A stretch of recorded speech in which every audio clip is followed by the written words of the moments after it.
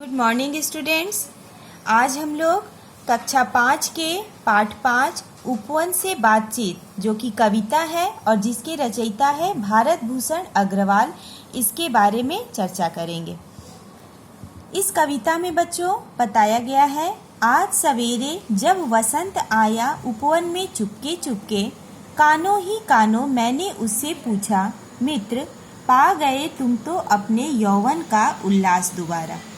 इस कविता में भारत भूषण अग्रवाल ने जीवन के सत्य के बारे में प्रदर्शित किया है, जीवन के सत्य को प्रदर्शित किया है। कैसे? जैसे जब मैं आज सुबह उपवन में बगीचे में गया तो वहाँ पर वसंत आया हुआ था। वसंत आने का मतलब हर जगह वहाँ पे पेड़ पौधे में फल लगे हुए थे, तरह तरह के फूल अपने खुशबू बिखेर रहे थे। तो मैंने उससे उस उपवन से कानों ही कानों मैंने उससे पूछा, अरे मित्र तुम तो अब बहुत बड़े हो गए, तुम्हें तो बहुत अधिक खुशी हो गई है, तुम तो बहुत सुंदर लग रहे हो, गमक उठे फिर प्राण तुम्हारे। और इतने सारे उपवन में तरह तरह के फूल खिलने से, फल लगने से तुम तो बिल्कुल पूरी तरह से खुशबू से भर गए हो। फूलों सा मन फिर मुस्काया और एक बार फिर मेरा जो मन है वो तुम्हें देखकर एकदम फूलों सा मुस्काता है।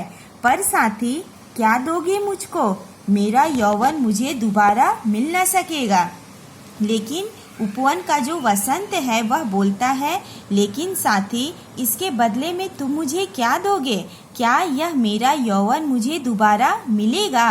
अर्थात बच्चों, इस कविता में कवि के कहने का तात्पर्य यह है कि हम सुख को कैसे प्राप्त करेंगे। जब तक मेरे ऊपर कष्ट नहीं आएगा, जब तक हम कष्ट को झेल के, मुसीबतों का सामना करके आगे बढ़ना नहीं सीखेंगे, हमें उस सुख की अनुभूति नहीं प्राप्त होगी।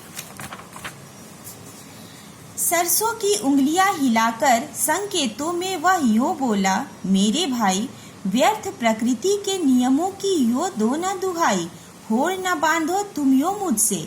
सरसों में भी पीले पीले फूल खिले थे। वो फूल अपनी उंगलियां हिलाकर अर्थात पंखुड़ियां हिलाकर संकेत में वह बोलता है, मेरे भाई इस तरह से प्रकृति की नियमों की दुहाई मत दो। अर्थात प्रकृति के नियमों का दुहाई क्या हुआ बच्चों?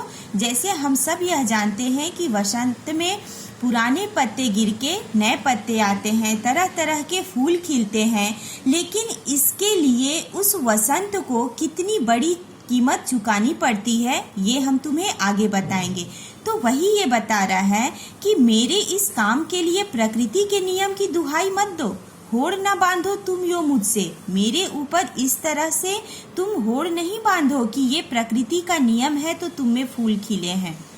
जब मेरे जीवन का पहला पहर झुलसता था लपटों में, अब ये आगे ये बताना चाह रहे हैं कवि कि जब मेरे जीवन का पहला प्रहर अर्थात जब पौधे छोटे छोटे थे, उस समय जब गर्मी का मौसम था, तो उस पहले प्रहर में हमारा पूरा पेड़ पौधा, पूरा पत्ता जो है वो बिल्कुल गर्मी की लपटों में झुलसता था।